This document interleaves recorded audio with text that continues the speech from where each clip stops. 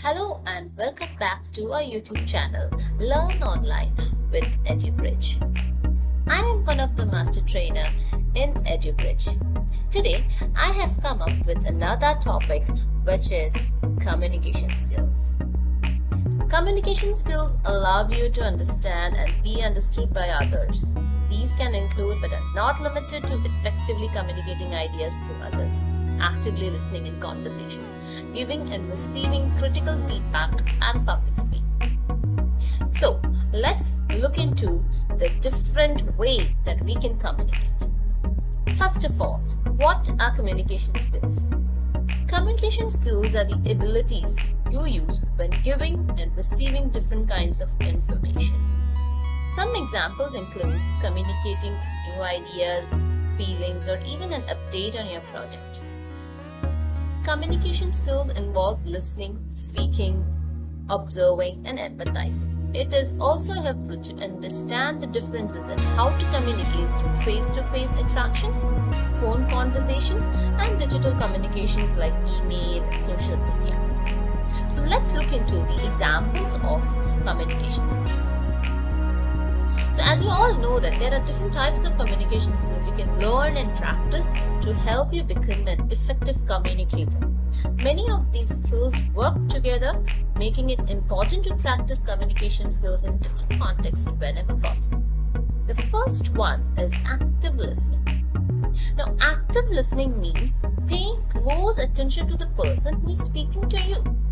People who are active listeners are well regarded by their co-workers because of the attention and respect they offer others. While it seems simple, this is a skill that can be hard to develop and improve. You can be an active listener by focusing on the speaker, avoiding distractions like cell phones, laptops, or other projects, and by preparing questions, comments, or ideas to thoughtfully respond. Next one is adapting your communication skill to your audience. Now, different styles of communications are appropriate in different situations. To make the best use of communication skills, it's important to consider your audience and the most effective format to communicate with them. For example, if you are communicating with a potential employer, it's better to send a formal email or call them on the phone. Depending on the situation, you may even need to send a formal or a typed letter over other forms of communication. In the workplace, you may find it's easier to communicate complex information in person or through a video conference than in a long, dense email. The next type is friendliness. So in friendships, characteristics such as honesty, kindness often foster trust and understanding. The same characteristics are important in workplace relationships. When you are working with others, approach your interactions with a positive attitude. Keep an open mind and ask questions to help you understand where they are coming from.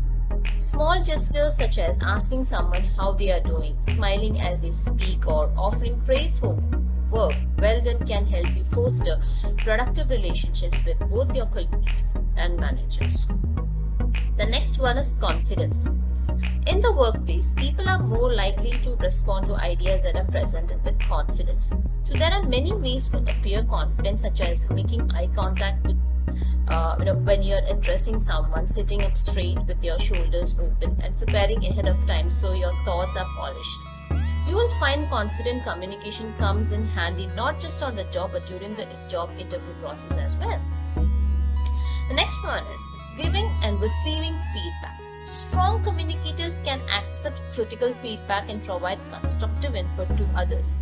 Feedback should answer questions, provide solutions, or help strengthen the project or topic at hand.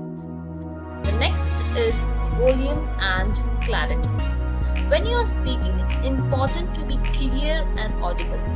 Adjusting your speaking voice so you can be heard in a variety of settings is a skill, and it's critical to communicating effectively. Speaking too loudly may be disrespectful or awkward in certain settings.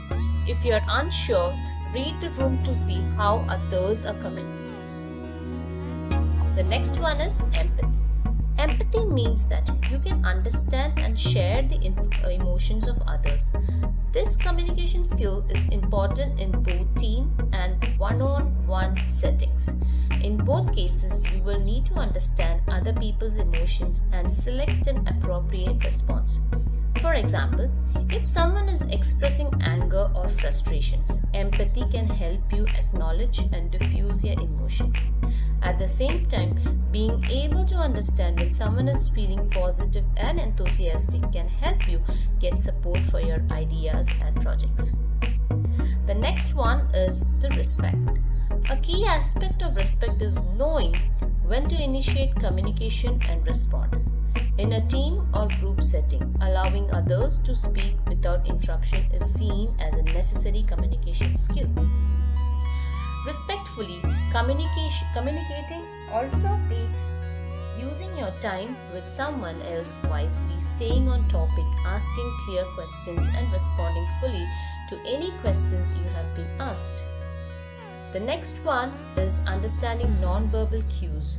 A great deal of communication happens through nonverbal cues such as body language, facial expressions, and eye contact. When you're listening to someone, you should be paying attention to what they're saying as well as their nonverbal language. By the same measure, you should be conscious of your body language when you're communicating to ensure you are sending appropriate cues to others.